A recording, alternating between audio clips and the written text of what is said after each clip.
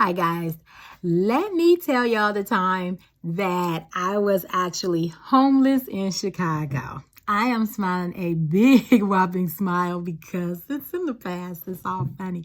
So as the journey began, I was 3 weeks homeless in Chicago, and it is cold. So I never been homeless before, and I didn't know the ropes of this city, and I didn't live in this city. I drove to this city, and then, I was living on the streets, but God allowed me to send a man to me to teach me the ropes of being homeless in Chicago. He was a professional.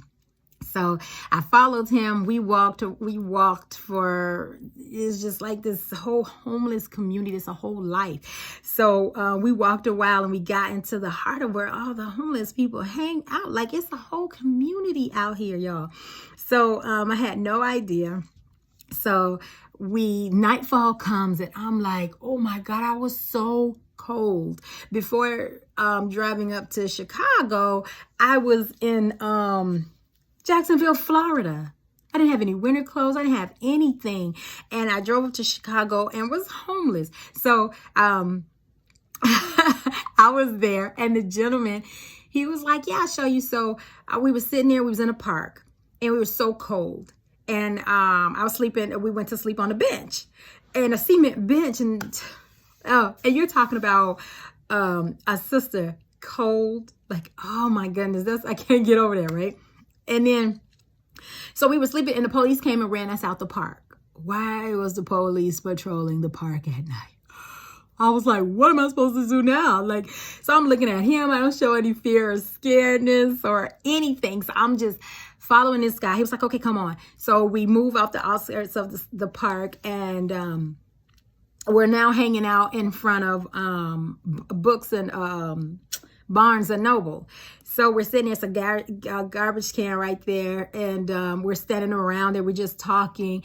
And then because we couldn't go to sleep because the police were there, so we couldn't lay down, we couldn't do anything. And all I wanted to do, it was my first day of being homeless, cold, unprepared. And so I just told God, I said, I will be homeless. I will do this. I will live this life, but I don't want to be cold. I do not want to be cold. Don't let me be cold. So I prayed that simple prayer within my heart. I was sitting there talking to man. I was so cold. He was looking at me. It's like, you're cold. And I was just like, yeah. And everything he had in his cart, he was a homeless guy who had things in his cart that he found people's trash and he sold it to people. Like, so he made his living that way. And so he had nothing in his thing for me. And didn't even check. Like, no, like, So we're sitting there talking. Then he would leave and cross the street, go down the block, and go in between some buildings and do whatever, and then come back. And I just didn't understand what this man kept doing. I had no idea at this time. So then as he left one time, I said, God, I'll do this, but I can't be cold. I refuse to be cold. So I had said it again. I was cold. And then this man left and came back. He went between the buildings on another block, and he came back out. And then he came, but as he was coming back, this time he stopped by a garbage can, and he pulled his bag. He said he went back there, whatever. He came out, and it was just this bag sitting next to a trash can. And he grabbed it. And he threw it in his cart, and he came back over to me. And he said, this is what I found. This is what I found. He was excited. We pulled those clothes out. They fit me tailored. That's how I like to dress, These were tailored clothes. I was looking through it. They had jogging suits, jumpers, running track suits. And all I said, I was looking through the stuff, and the man was like, you can have something, but I found it. It's mine. Like, this is what I do. So I can sell this stuff. I was looking. I saw the track suits. God said no. I saw nope. God said no. If I find a picture, I'll put it I'll show you guys. And I pulled up this tailored vest. It was a tailored little jacket. And I pulled it out, and I held it up. And it was heaven. And it had these yellow stains under the arms where it was. And they smelled. You could smell the clothes needed to be washed. They weren't a perfume. They were actually of sweat. And she, the clothes. So he kept everything. He said, and I said, nope, I just want this. Thank you. Can I? And I asked him, I said, can I have this? And he was like, yeah. Okay, I guess, like, yeah. And then I took it and I put it on, y'all. I put it on like a jacket that was tailored for me. I put that jacket on and that man's eyes opened up. He said, wow, that's like it was made just for you. And I was like, I know, it fit me perfectly. It was thin as a whistle, but I was warm. And I gave God the prayer. I said, thank you, God. I can do this now. I'll do it. That's what I told him. I'll do it. Because I knew I was there because he sent me.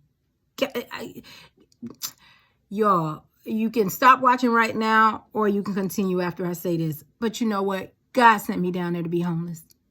And I did my work very, very well. So that's why I was able to talk to him like that. Because I knew, God, I'll do this. I'll do what you're asking me to do. I'll go in through these trenches. But I don't want to be cold. And Chicago is one cold place. So we did that. So I stayed with the guy for several days, met beautiful people. He took me to all the churches that feed you, all the organizations that give you. We went to one church for breakfast, a church fed you over here for breakfast, somebody else over here for lunch, somebody over there for dinner. I'm telling you, I met so many people. I was welcomed into their community, but what I found was a lot of saints. I found a lot of people who had churches. Can you believe it? Churches. People, I met a man and he had a whole church. And with his church, he said God sent him to the streets. Now in his church, he was healing the sick. To me, when I mentioned in my testimony, speaking in tongues, because that was the most thing ever. When I started speaking in tongues, I told God he had to do nothing else for me because it was over. It was done. That was the best thing ever. And I still feel that way. Speaking in tongues, y'all, I don't know. It's just that was a very profound thing to me at that season in my life because I just started speaking in tongues too. I was still fresh, about 6 months in by then, 6, 7 months. So anyway, 5 months, maybe 6 months. So anyway, so I met this guy. He had a whole church, a whole following and everything. Everybody knew him in the community. He was a big church man.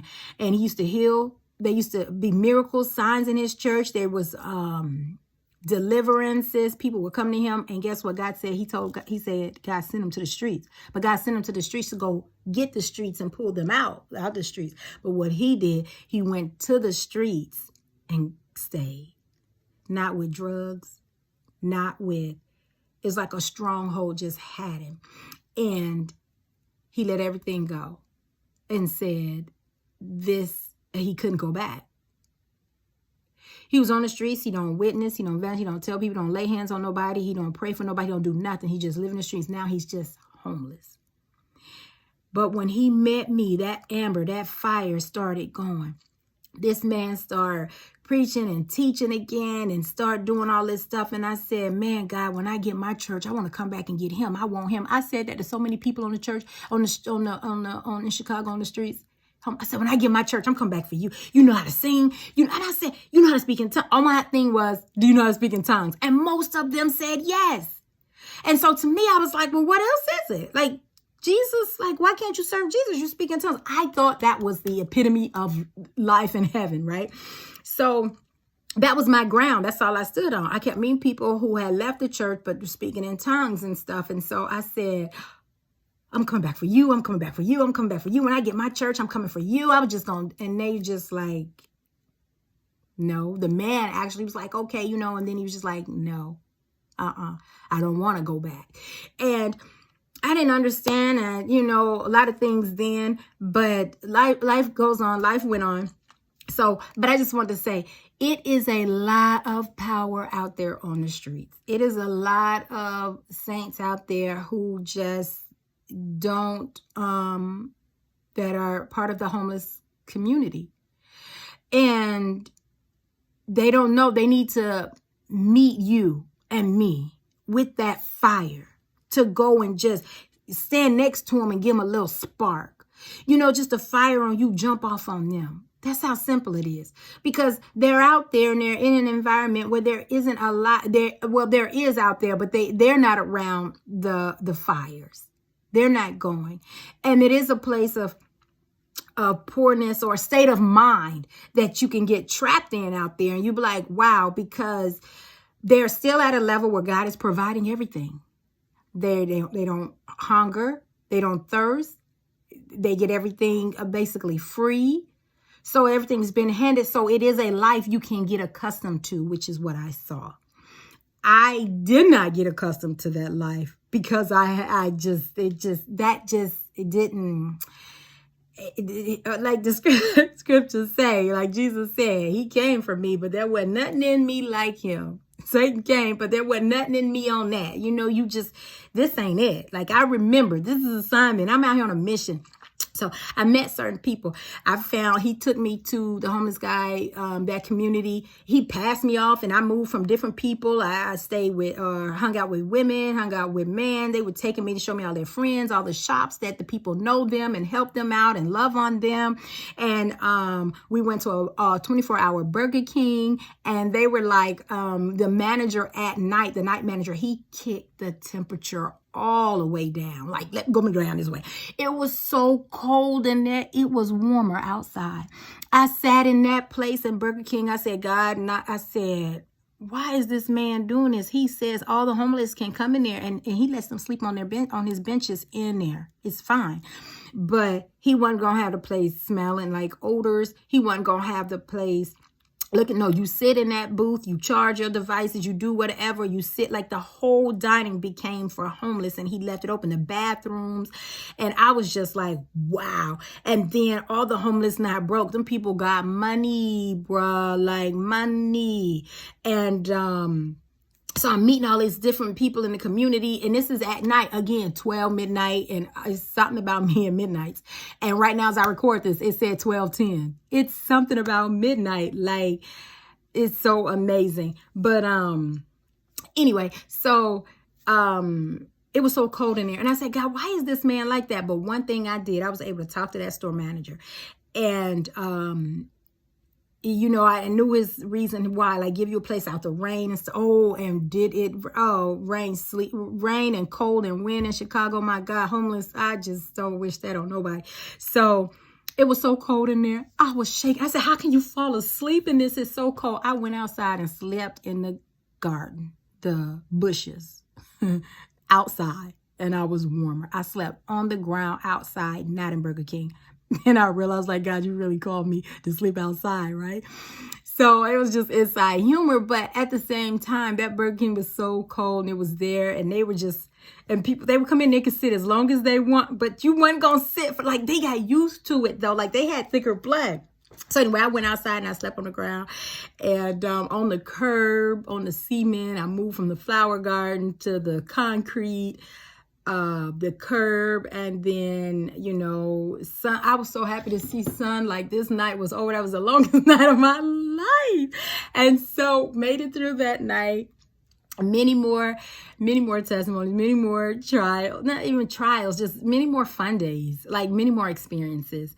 So I thank you guys for watching. I thank you guys for tuning in. Stay tuned, hit that like, hit that subscribe, follow, and turn on notifications and alerts, because when I drop the next testimony, I want to see you there. As always, you can Google me at Alwonza, ALWONZA, on whatever platform you choose to be on. I'm on there, and at me, and I'll see you next time, guys. Love you as always, but Jesus loves you more. Bye.